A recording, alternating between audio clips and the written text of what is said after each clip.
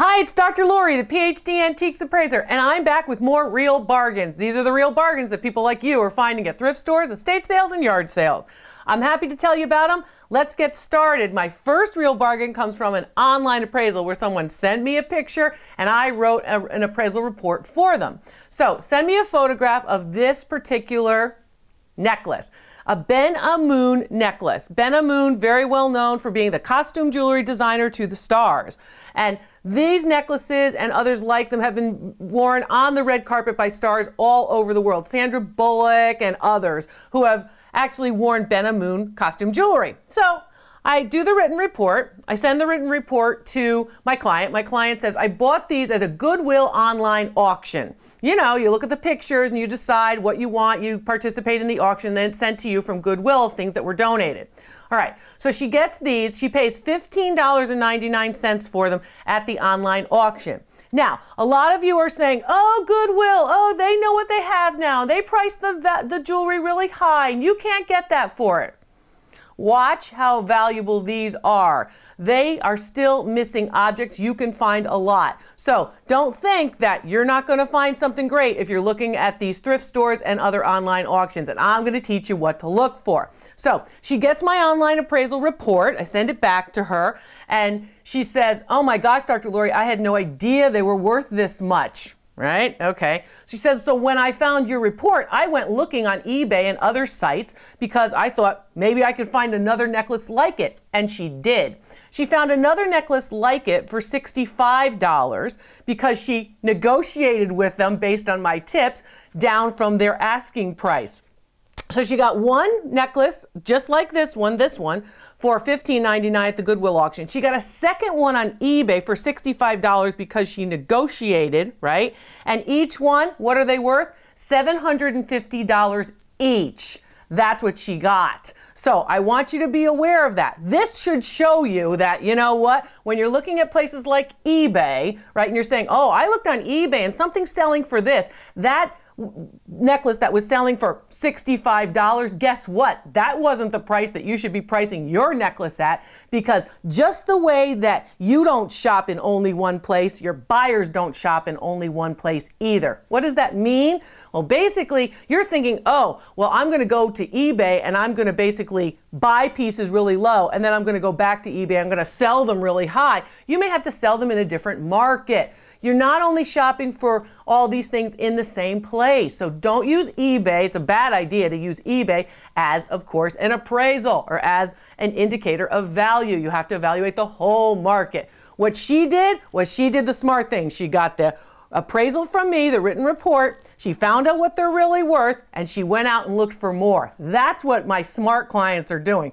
They're looking at these videos, they're finding what I'm talking about, and then they're going out to try to find another duplicate. She did a great job. This was a real bargain. She paid $15.99 for this necklace. It's worth $750. It's a real bargain with some good selling tips to go with it.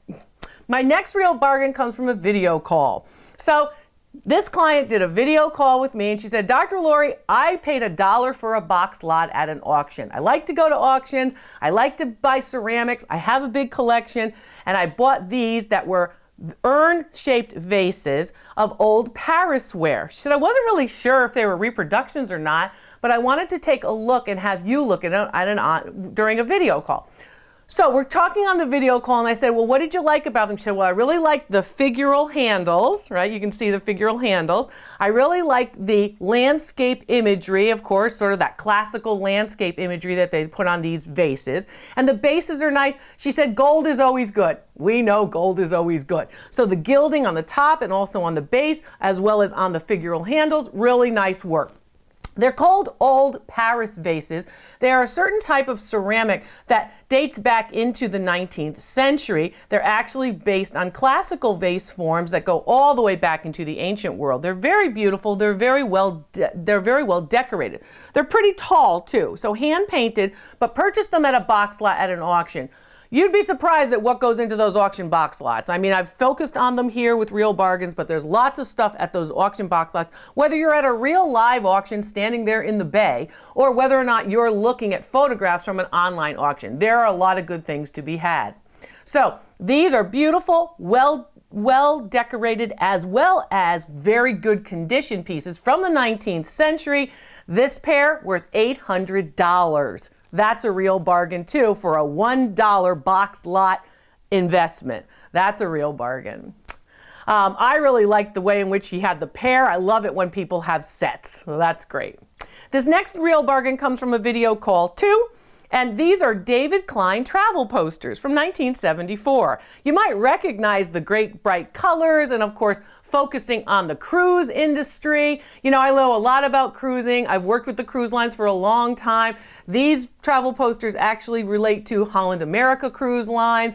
I helped those folks and wrote about their lovely and wonderful art and antiques collection on their ships. And I've been on many different lines as well.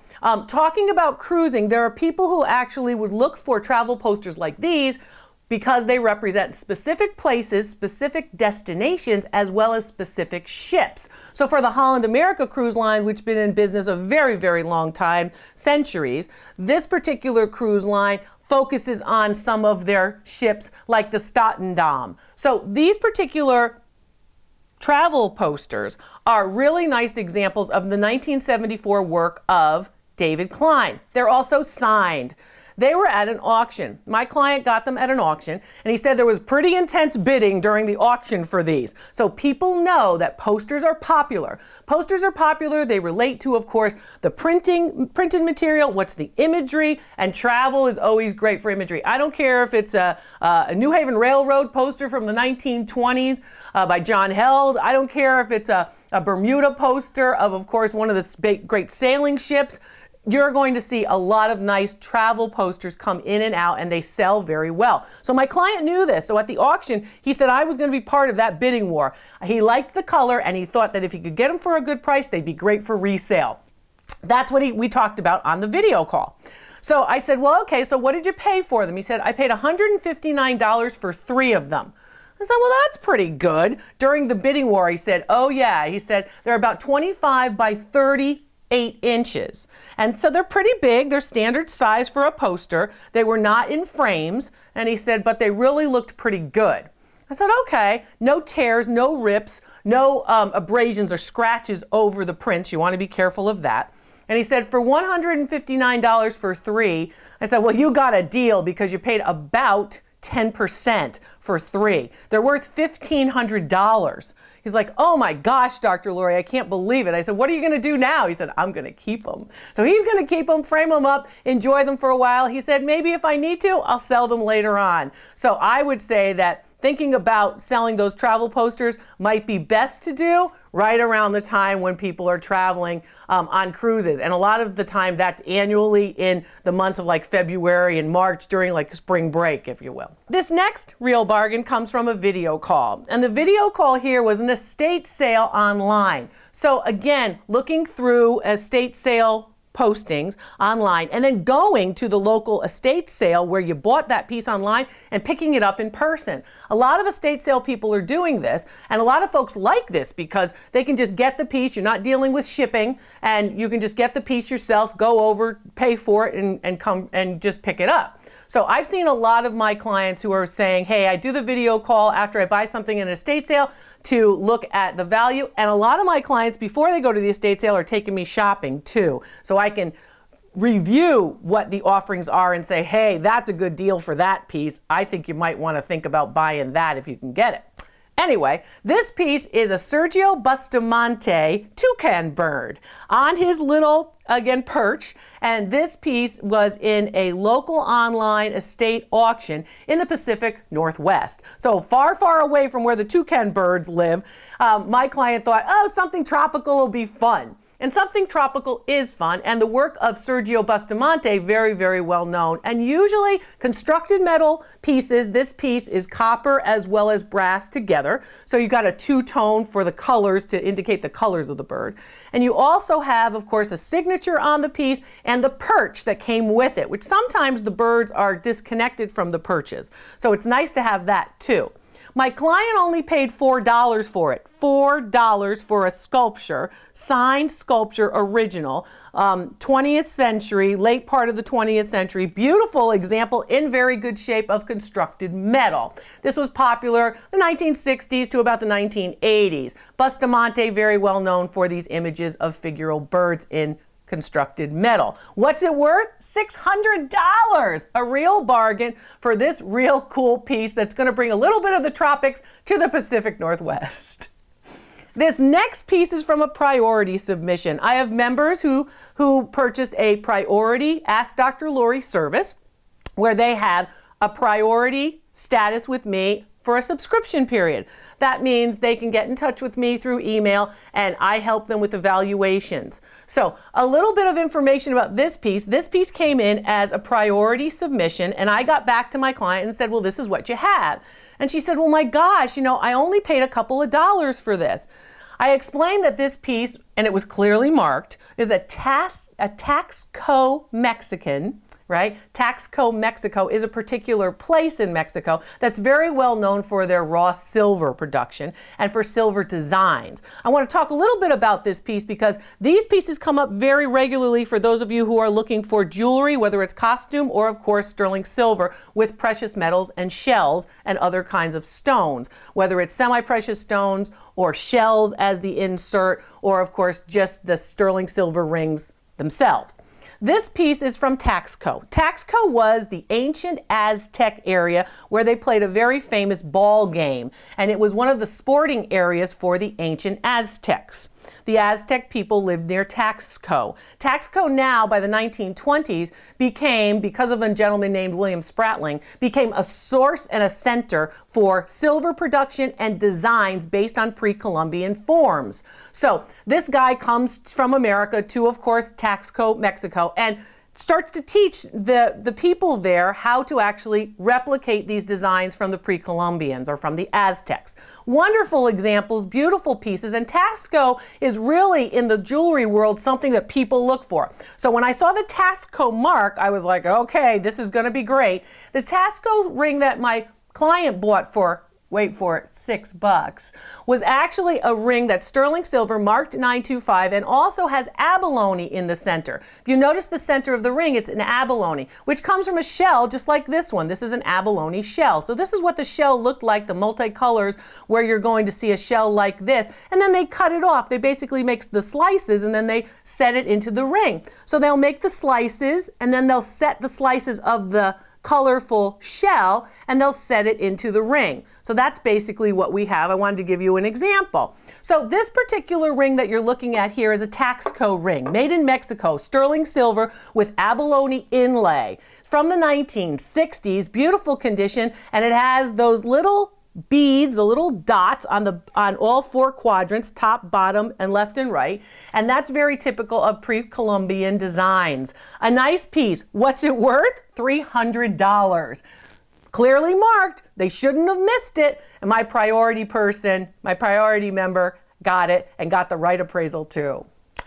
Another piece from my priority service was this piece, which came in from another client who sent me something that was in an original box. He said, Dr. Lori, it's in the original box. I saw it and I wanted to buy it. I said, okay. I said, this piece is pretty easy to identify because all the information was in the original box. Now, this piece is not an antique by any stretch of the imagination.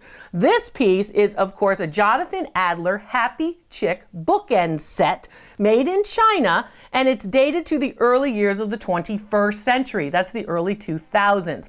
This is where you start to see postmodern design coming in, and it's coming into play now. The pieces are really inexpensive and they're reselling for a very good amount. For top dollar, they're reselling because people are saying, oh, well, yeah, I remember those from 10 or 20 years ago and now I want them back. Or I had those growing up and now I want them back because mom threw them out or we moved or whatever might have happened to those pieces. Jonathan Adler, very well-known designer, of course, and these pieces were distributed through department stores in the early 2000s. That's what you're looking at here. My client paid paid $3 and she sent it to me on a priority submission form. And I said, well, you've got a nice piece. You've got the original box, 2 of the happy chicks, and of course they are mirror images, so they're the actual bookends. They're not two of the same where they're all looking the same way. Got to make sure that they're looking into each other, right? One to the left, one to the right. Value on the pair, $200. It's a real bargain. And then there's this real bargain, which comes from the art world. I talk about art a lot. I talk about art, I talk about jewelry, I talk about glass, I talk about ceramic. I talk about the things that you're going to actually find at the thrift store, the yard sale, the antique shop. Artwork is one of the things I want you to look at, and I've taught you in these videos how to tell which artwork you should be looking at. So take a look at those videos, use that binge link, and find out. Right here on this real bargain, this piece was in a thrift store. So my client on a video call calls me and says, Dr. Lori, I got this from a thrift store. I needed something for my mother's bedroom. My mother's moving in with us. I want her to feel comfortable. It's hard to make a transition. I wanted something pretty for her bedroom that matched the comforter and the chair and such. So she said, I saw this at the thrift store and I thought, well, this is great with the exception of this frame, which has a little bit of damage on one corner. So she said it had no price on it at the thrift store, but I knew one thing, Dr. Lori. She said, I knew that was coming home with me. So she looked at the back. She looked at what many of the details that I tell you to look for in artwork to identify good artwork. When she looked at the back and she looked at the front, she said, and it was even signed. She said, I was really happy because I knew what to look for from watching the videos. And I'm very happy with that. It's signed George Forster. It was clearly marked by this artist. It is a still life painting for which Forster is known for. He's known for still life paintings of fruit and also these of flowers, which are a little bit more rare. With the book, she said the color was perfect for my mom's bedroom. And I liked the frame. I liked the gilt frame, which also is carved wood and composition matter, and it looked kind of early 1900s to me. Well, exactly. It was early 1900s, 22 by 28 inches with the frame. It's oil on canvas. Beautiful example, wonderful piece. So she said, well, when I got my cart with the painting in my carriage or my cart up to the manager who was checking everybody out, I made sure that when I picked up the work that I made sure that the first thing he saw, because he had to price it, was the damage of the frame. And that was pretty smart, because what she did was she made his first reaction. This is a great selling tip. She made his first reaction, of course, the damage. So he saw damage first and he thought, oh, okay, it's wrecked. There was no price on it to start. So he priced it at $3.99 for her. And she ended up buying it, like I told you. I didn't know much, Dr. Lori, but I knew it was coming home with me, she said.